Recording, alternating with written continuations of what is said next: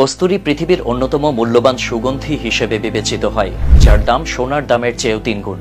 কথিত আছে এই সুগন্ধি প্রাচীনকালে মোগল সম্রাটরা এবং বিভিন্ন দেশের রাজা বাদশারা ব্যবহার করতেন।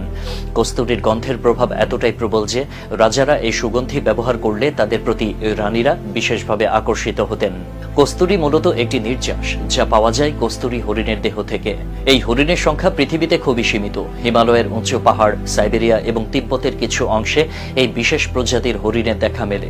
তবে এটিকে সংগ্রহ করা মোটেই সহজ কোনো কাজ নয়। একটি পূর্ণবয়স্ক পুরুষ কস্তুরী হরিণের দেহে মাত্র 25 থেকে 30 গ্রাম কস্তুরী থাকে।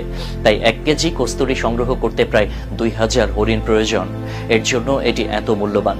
কস্তুরী মূলত হরিণের নাভির কাছে একটি বিশেষ থলিতে জমা হয়। এটি হরিণের শরীর থেকে স্বাভাবিকভাবে বের হয় না। অতীতে হরিণ শিকার করে এই কস্তুরী সংগ্রহ করা হতো, ফলে হাজার হাজার হরিণকে করা হয়েছিল কেবল এই নির্যাসের জন্য। তবে বর্তমানে এই প্রক্রিয়া অনেকটাই বদলেছে। কৃত্রিম উপায়ে বা হরিণের জীবন রক্ষা করেই কস্তুরী সংগ্রহ করার চেষ্টা করা হচ্ছে। কিন্তু কেন এই কস্তুরী এত মূল্যবান? এর কারণ লুকিয়ে আছে এর বৈশিষ্ট্যে। এটি একটি প্রাকৃতিক ফেরোমন, যা মানুষের মনকে প্রশান্ত করে এবং আকর্ষণের অনুভূতি জাগায়। বিশ্বের নামিদামি পারফিউম ব্র্যান্ডগুলোতে কস্তুরী ব্যবহার করা হয়। এর কয়েক ফোঁটা মিশিয়ে পারফিউম তৈরি করলে সেই সুগন্ধ দিনের পর দিন স্থায়ী হয়।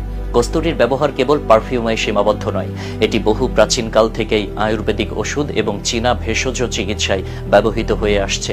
এটি মানসিক চাপ কমাতে, মস্তিষ্ককে সক্রিয় রাখতে এবং শরীরকে উষ্ণ রাখতে কার্যকর। এমনকি অতীতে রাজা মহারাজারা এটিকে বিলাসবহুল প্রসাধন হিসেবে ব্যবহার করতেন। কস্তুরী সংগ্রহের জন্য হিমালয়ের পাহাড়ি অঞ্চলে কাজ করেন অনেক স্থানীয় মানুষ। এটি একটি কঠিন এবং সময় সাপেক্ষ প্রক্রিয়া। অনেক সময় হরিণকে শিকার না করে তাদের মল বা প্রকৃতির মাধ্যমে ঝরে পড়া কস্তুরী সংগ্রহ করা হয়। এই পদ্ধতি তুলনামূলকভাবে মানবিক হলেও কস্তুরী সংগ্রহের পরিমাণ খুবই কম। এই দুর্লভ উপাদানটির দামও অত্যন্ত বেশি। 1 কেজি খাঁটি কস্তুরীর মূল্য আন্তর্জাতিক বাজারে কয়েক কোটি টাকা পর্যন্ত হতে পারে। তাই এটি শুধুমাত্র ধনীদের বিলাসিতার সামগ্রী হিসেবে পরিচিত। তবে কস্তুরী নিয়ে এক ধরনের রহস্য এবং গল্প প্রচলিত। প্রাচীনকালে বলা হতো কস্তুরীর সুগন্ধ হরিণ নিজে জানত না। এটি জমে থাকার সময় সুগন্ধ চারপাশে ছড়িয়ে পড়ত, আর হরিণ সেই সুগন্ধের খোঁজে দিকবিদিক ছুটে বেড়াত।